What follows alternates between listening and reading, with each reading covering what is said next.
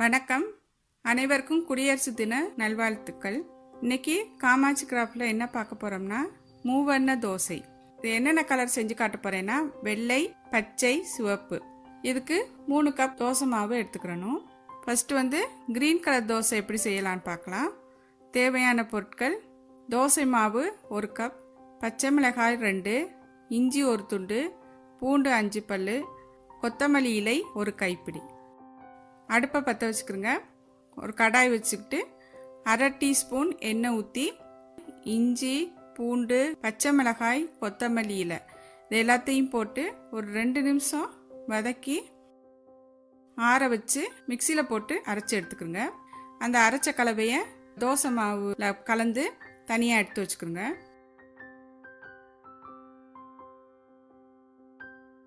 அடுத்து red colour dosa எப்படி செய்யலான்னு பார்க்கலாம்.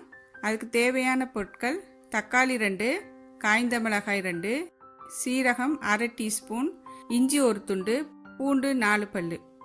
அதை அடுப்பத்தை வச்சுக்கோங்க. ஒரு கடாயை வச்சுக்கோங்க. 1/2 டீஸ்பூன் எண்ணெய் ஊற்றி சீரகம், காய்ந்த மிளகாய், இஞ்சி, பூண்டு, தக்காளி 2 எல்லாத்தையும் போட்டு 2 நிமிஷம் நல்லா வதக்கிட்டு ஆற வச்சு மிக்சியில் அரைச்சி எடுத்துக்கிறோங்க. இந்த கலவையை இன்னொரு கப் மாவு வச்சுருக்கிறதுல கலந்து தனியாக எடுத்து வச்சுக்கோங்க. உப்பெல்லாம் போட வேணாம். இது ஏற்கனவே நம்ம தோசை மாவில் உப்பு போட்டிருப்போம், அதனால உப்பு போட தேவையில்லை. இப்போ 3 கலர் மாவும் கிடச்சிருச்சு. இதை வச்சு 3 கலர்லேயும் தோசை ஊற்றி எடுத்தோம்னா ரொம்ப சூப்பராக இருக்கும். இந்த பச்சை கலர் தோசை, சிவப்பு கலர் தோசைலாம் ரொம்ப ஹெல்த்தியான தோசை, ரொம்ப டேஸ்டாகவும் இருக்கும். சட்னி நான் ஏற்கனவே நம்ம சேனலில் மூவண்ண சட்னி போட்டிருக்கேன். அந்த மாதிரி சட்னி செஞ்சு சாப்பிட்டிங்கன்னா ரொம்ப டேஸ்டாக இருக்கும்.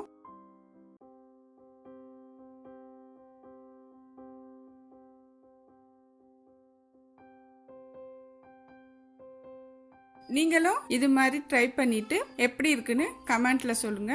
இந்த வீடியோ பார்த்ததுக்கு ரொம்ப நன்றி. மறக்காம லைக் பண்ணுங்க, ஷேர் பண்ணுங்க, சப்ஸ்கிரைப் பண்ணுங்க.